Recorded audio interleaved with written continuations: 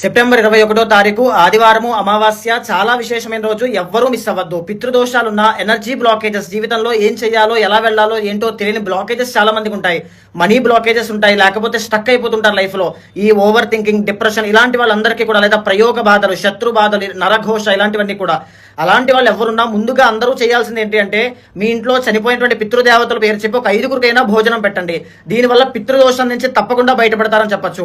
ఒకవేళ ఇంకా మీకు శక్తి ఉంటే నారాయణ బలి అనేటువంటి చేయండి. నల్ల నువ్వులు దానంగా ఇవ్వండి. ఆ రోజు ఆదివారము అమావాస్య కాబట్టి చండీ హోమము అనేటువంటిది ఇంట్లో జరిపించండి. చాలా గొప్పగా సిద్ధిస్తుంది. సాయంత్రం వేళ లక్ష్మీ పూజ ఇంట్లో చేయడం కానీ, నరఘోష శత్రుదోషాలు పోవడానికి ఇంట్లో లలితా సహస్రనామ పారాయణ చేయడం కానీ తప్పకుండా చేయండి.